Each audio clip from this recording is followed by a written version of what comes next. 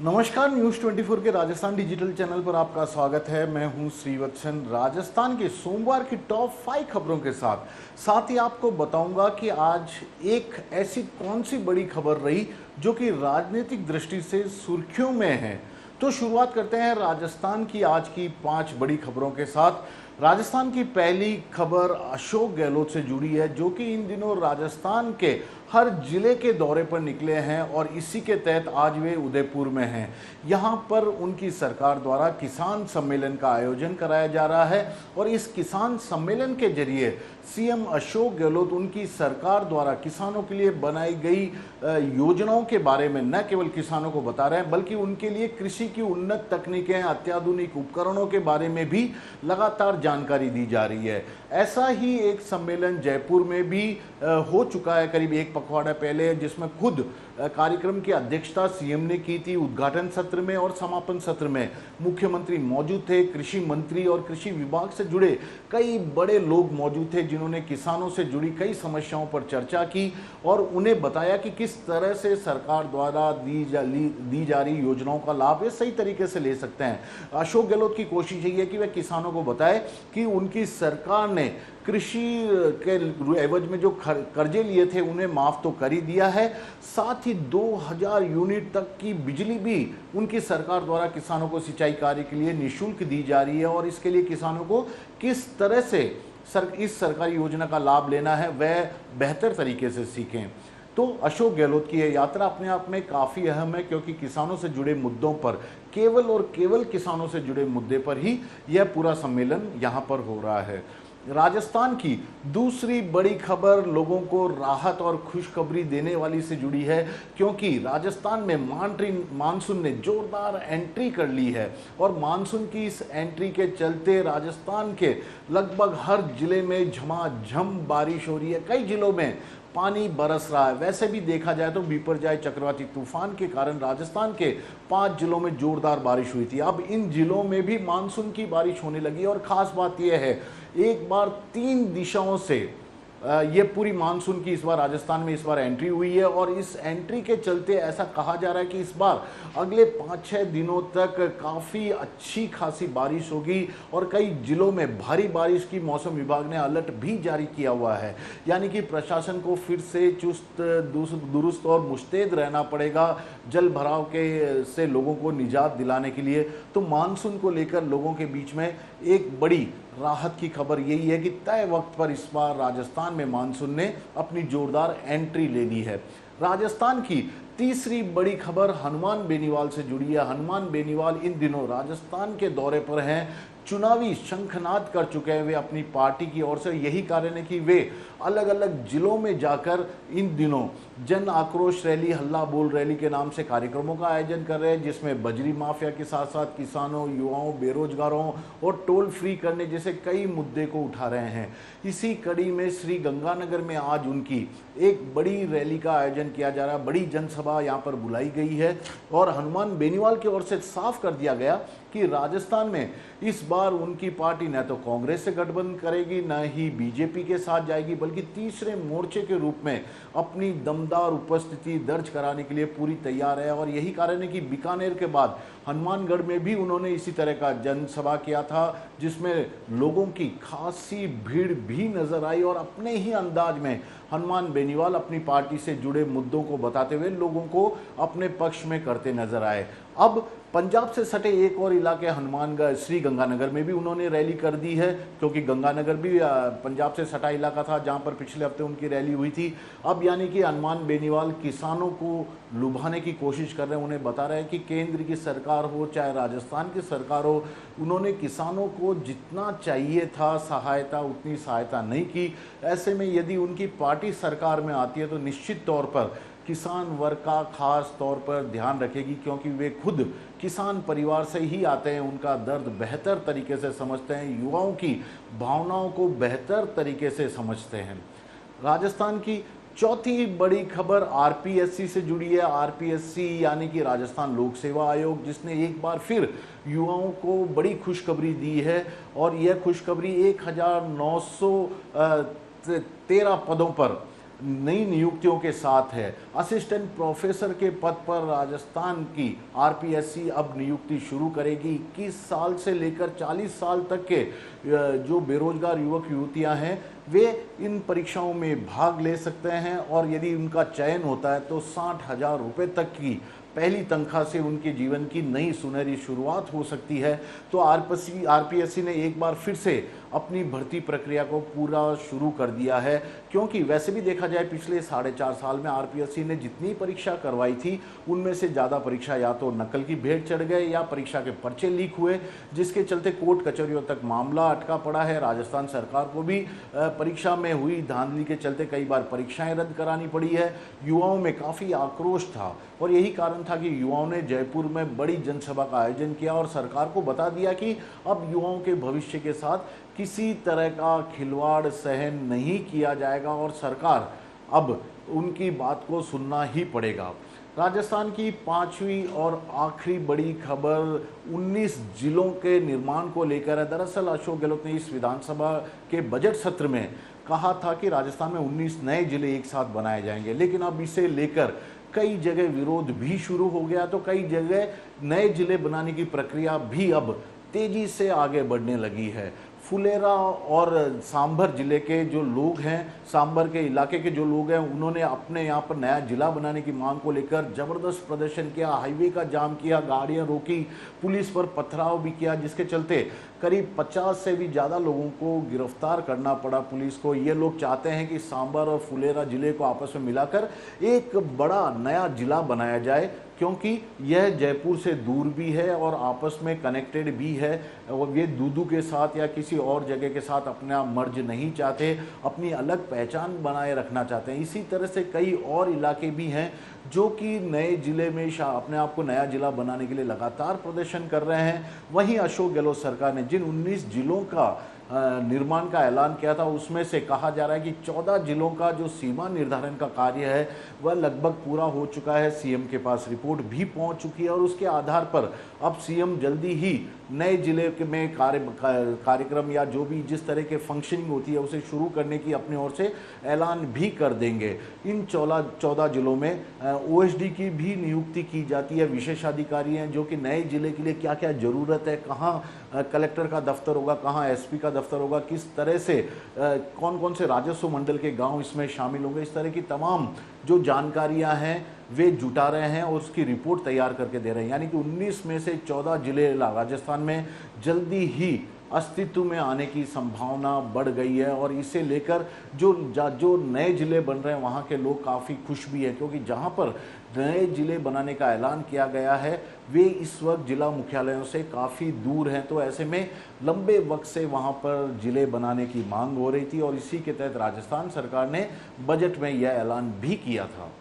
अब बात राजस्थान की उस बड़ी खबर से जो कि राजनीतिक रूप से काफ़ी सुर्खियों में है और यह खबर भी राजस्थान के मुख्यमंत्री अशोक गहलोत से जुड़ी है। दरअसल राजस्थान के मुख्यमंत्री अशोक गहलोत इन दिनों बीजेपी को उसी के अंदाज में जवाब देने में लगे हुए हैं और इसके तहत उन्होंने कई विकास योजनाओं का ऐलान तो किया है। केंद्र सरकार ने जो जो योजनाएं बनाई थी उससे और बेहतर तरीके से नई योजना के रूप में राजस्थान में बनाकर लोगों के सामने रखा है। अब अशोक गहलोत बीजेपी के हिंदुत्व के काट निकालने में भी जुटे हैं और यही कारण है कि इन दिनों वे लगातार मंदिरों में जा रहे हैं, गौशालाओं की बात कर रहे हैं। इसके अलावा गोपालन निर्देशालय जो राजस्थान सरकार ने बनाया है उसके बारे में लोगों को जानकारी दे रहे हैं। इसी के तहत अशोक गहलोत जयपुर के आराध्य देव कहे जाने वाले गोविंद देव जी के मंदिर में पहुंचे। यहाँ उन्होंने स्पेशल पूजा पाठ की, न केवल स्पेशल पूजा पाठ की, यहाँ जो मौजूद श्रद्धालु थे, भक्त थे,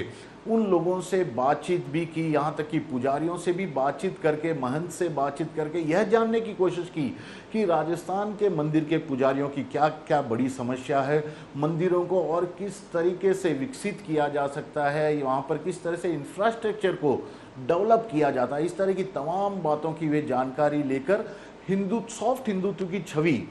को भुनाने में लगे हुए हैं और यह बार बार कह रहे हैं कि उनकी सरकार किसी भी धर्म की विरोधी नहीं है, सभी धर्म में आस्था रखती है और सभी धर्म का समान रूप से सम्मान भी करती है। यही कारण था कि अशोक गहलोत ने न केवल जयपुर के आराध्य देव गोविंद देव जी मंदिर में जाकर वहां दर्शन किए, बल्कि वहां पर उज्जैन महाकाल और काशी विश्वनाथ कॉरिडोर जैसा कॉरिडोर बनाकर इस मंदिर में इंफ्रास्ट्रक्चर विकसित करने का भी ऐलान कर दिया। और यही नहीं, अशोक गहलोत की तरफ से साफ कह दिया गया कि इस गोविंद देव जी के मंदिर के कॉरिडोर के लिए 100 करोड़ रुपए की राशि उनकी सरकार मंजूर कर रही है और इसी से यह पूरा विकास कार्य जल्दी ही शुरू हो जाएगा। और आने वाले दिनों में जो भी जयपुर के आराध्य देव के इस मंदिर में आएंगे उन्हें एक नए तरह की सुविधाओं को देखने को मिलेगा। अशोक गहलोत की यह कोशिश निश्चित तौर पर सराहनीय कही जा सकती है, क्योंकि वसुंधरा राजे राजस्थान में मुख्यमंत्री थी तब कई मंदिरों में वे जाती थी। ईश्वर के प्रति उनकी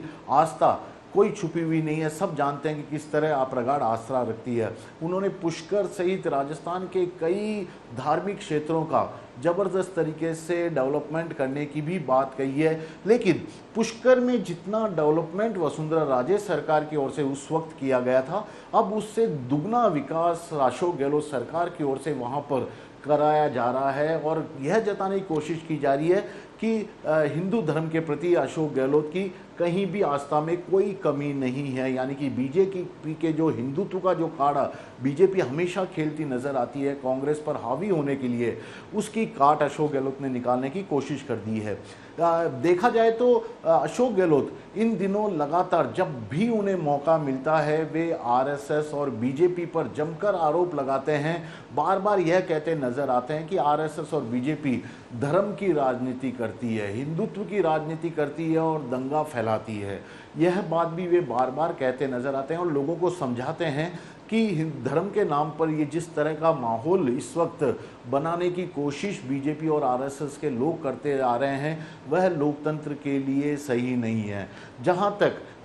गायों की बात है, अशोक गहलोत पर हमेशा आरोप लगते रहे कि गोवंश की सुरक्षा या तस्करी के नाम पर जो लिंचिंग हो रही है, मॉब लिंचिंग, उस पर भी सरकार कोई कार्रवाई नहीं कर रही है। तो ऐसे में अशोक गहलोत ने अब इस और भी खास ध्यान देना शुरू कर दिया है। मॉब लिंचिंग में फंसे लोगों को सजा तो उनकी सरकार दिला ही रही है, साथ ही अशोक गहलोत सरकार की तरफ से गोपालन निर्देशालय का भी गठन किया गया है। शायद पूरे देश में आपको कहीं भी गोपालन निर्देशालय नहीं मिलेगा, यानी कि एक पूरा पर्टिकुलर डायरेक्टरेट बना हुआ है जो किस तरह से राजस्थान में गायों का संवर्धन विकास किया जाए, किस तरह से उनकी सुरक्षा बरती जाए, किस तरह गौशालाओं का विकास किया जाए, इसकी पूरी निगरानी रखता है। लंबा चौड़ा अधिकारी महकमा भी यहाँ पर है और गोपालन मंत्रालय भी, यानी कि अशोक गहलोत सरकार में मंत्री भी गोपालन मंत्री बनाए गए हैं जो कि इस पूरे कामकाज पर मॉनिटरिंग करते हैं।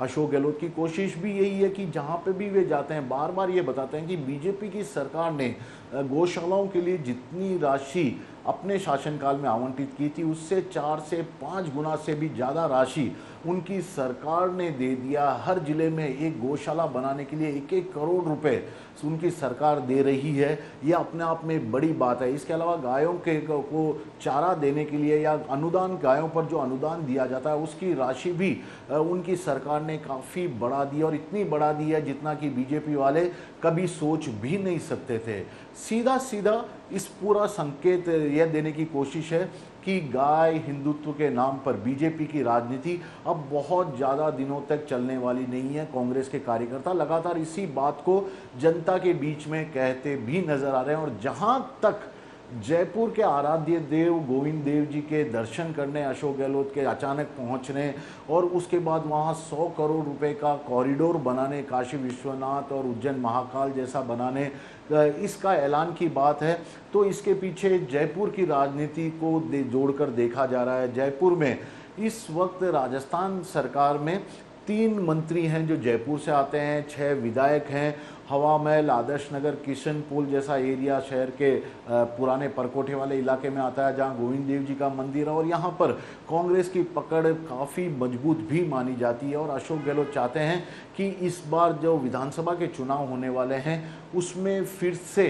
इसी तरह का परफॉर्मेंस इन इलाकों में कम से कम कांग्रेस दोहराए, उनके पार्टी के ही विधायक यहाँ पर फिर से रिपीट हों चुनाव में जीतकर। तो जयपुर में कांग्रेस को मजबूत करना बहुत ज़्यादा जरूरी है, अशोक गहलोत मानते हैं। उनका यह लगता है एक तो राजधानी क्षेत्र है, ऊपर से यह शहरी इलाका है और शहरी इलाकों में बीजेपी हमेशा से ही मजबूत पकड़ रखती है। ग्रामीण इलाकों में कांग्रेस की पकड़ तो वैसे भी मजबूत कही जा सकती है और बीजेपी अब ग्रामीण इलाकों में सेंध भी लगा रही है। तो ऐसे में अशोक गहलोत आदिवासी बेल्ट पर भी काफ़ी फोकस किए हुए हैं। बार बार बांसवाड़ा डूंगरपुर के आदिवासी इलाकों में जाते हैं और वहाँ पर आदिवासी से जुड़ी कई योजनाओं का ऐलान करते हैं। यहाँ तक कि आदिवासी दिवस की उन्होंने सार्वजनिक अवकाश का भी ऐलान जैसा बड़ा फैसला कर दिया था और उसके बाद अवकाश की शुरुआत भी हो गई है। अब शहरी क्षेत्रों पर भी अशोक गहलोत खासा फोकस किए हुए हैं और इसी के तहत जयपुर में उन्होंने न केवल गोविंद देव जी के मंदिर में जाके दर्शन किए, यहाँ पर 100 करोड़ की विकास परियोजनाओं का ऐलान किया, बल्कि अशोक गहलोत ने कई और विकास कार्य जो जयपुर के विकास से जुड़े हुए थे उनका जायजा लिया है और यह बताने की कोशिश की है कि उनकी सरकार चाहे गांव हो चाहे शहर हो, विकास में किसी को नज़रअंदाज नहीं करती। और जहाँ तक शहरी इलाकों की बात है, बीजेपी को अब यह भ्रम निकाल देना चाहिए कि शहरी मतदाता उसकी हर बात को विश्वास में ले लेंगे, विश्वास कर लेंगे और उसे ही वोट देंगे। यह बताने की अशोक गहलोत बार बार कोशिश भी करते नजर आए। तो कुल मिलाकर अपनी जो छवि थी, धर्मनिरपेक्ष छवि, उसको बरकरार रखते हुए अशोक गहलोत ने अब खास तौर पर हिंदुत्व के एजेंडे पर भी आगे बढ़कर काम करना शुरू कर दिया है, जताने की बात शुरू कर दी है या लोगों को समझाना भी शुरू कर दिया है कि केवल अल्पसंख्यकों का ही नहीं बल्कि बात चाहे सिख बोर्ड के गठन की हो, क्योंकि राजस्थान में राजनीतिक नियुक्तियों के तहत अशोक गहलोत ने सिख बोर्ड का भी गठन करने का ऐलान किया है। इसके अलावा कई और ऐसे फैसले लिए हैं जिसमें कि सभी धर्म के लोगों को खुश करने की कवायद साफ तौर पर नजर आ रही है। हाल ही में उनकी सरकार ने फैसला लिया था कि मंदिरों में सुंदरकांड और रामायण का पाठ कराया जाएगा, मंदिरों में सरकारी खर्च पर भगवा झंडा लगाया जाएगा, केसरिया झंडा लगाया जाएगा। केसरिया झंडा लगाने की शुरुआत भी हो चुकी है और जो देवस्थान मंत्रालय है उनकी तरफ से साफ तौर पर कहा गया है कि मंदिरों के विकास के लिए अब सरकार ने एक पर्टिकुलर बहुत बड़ा बजट दिया है। जितने भी देवस्थानम के अधीन आने वाले मंदिर हैं वहाँ पर सरकार की ओर से विकास कार्य किए जाएंगे। पुजारियों के मानदेय को बढ़ाने, देखिए अपने आप में बड़ी बात है कि पुजारियों पर अब तक ज़्यादातर सरकार ने उदासीनता ही बरती है। उन्हें लगता रहा कि ये वो वर्ग है जो कि किसी तरह सर्वाइव कर लेगा, अपनी आवाज़ के लिए आंदोलन नहीं करेगा और इन्होंने कभी किया भी नहीं था। लेकिन अब अशोक गहलोत सरकार की तरफ से पुजारियों के मानदेय को बढ़ाने का भी अपने आप में ऐलान कर दिया गया है, यानी कि इस वर्ग के लोगों को पर एक तरह से फोकस अशोक गहलोत सरकार ने अपने इस कार्यकाल के दौरान करने की कोशिश की है और बताने की कोशिश की है कि पुजारी भी उचित यानी कि सामाजिक सुरक्षा के साथ अपनी ज़िंदगी आगे बढ़ाने का पूरा हक रखते हैं। मंदिरों के साथ साथ पुजारी, गौशालाओं का विकास और धार्मिक पर्यटन स्थलों का विकास अशोक गहलोत की शायद अब प्राथमिकताओं में से एक है और इसके जरिए वे यह बताने की कोशिश में जुटे हुए हैं कि बीजेपी जो हिंदुत्व के एजेंडे को लेकर बार बार कांग्रेस पर हावी होने की कोशिश करती थी, माहौल बनाने की कोशिश करती थी, तनाव लाने की कोशिश करती थी, उस कोशिश में वह कामयाब नहीं होगी। और यही कारण है कि सीधे सीधे बीजेपी और आरएसएस को हिंदुत्व के नाम पर अपने आरोपों के निशाने पर लेने के साथ वे खुद भी अब इन जगहों पर आए दिन नज़र आने लगे हैं। गायों गौशालों से जुड़े कार्यक्रम में वे शरीक होते हैं, पुजारियों के साथ वे मेल मुलाकात करते हैं। यहाँ तक कि राजस्थान में जो महंगाई राहत कैंप चल रहे हैं वहाँ पर ख़ास तौर पर धार्मिक स्थलों के प्रमुख महंत लोगों को बुलाया जाता है, पुजारियों को बुलाया जाता है, जहां पर अशोक गहलोत बाकायदा उनके लिए कुछ वक्त निकालते हैं, उनसे मिलते हैं, बातचीत करते हैं और उसी के बाद अपने सारे कार्यक्रम की शुरुआत भी करते हैं। अब यही देखना होगा कि इस साल के आखिर में राजस्थान में जो विधानसभा चुनाव होने हैं उसमें हिंदुत्व का कार्ड यदि बीजेपी खेलने की कोशिश करती है तो अशोक गहलोत के ये कोशिशें कितनी कारगर साबित होती है कांग्रेस के पक्ष में लोगों को जोड़े रखने में।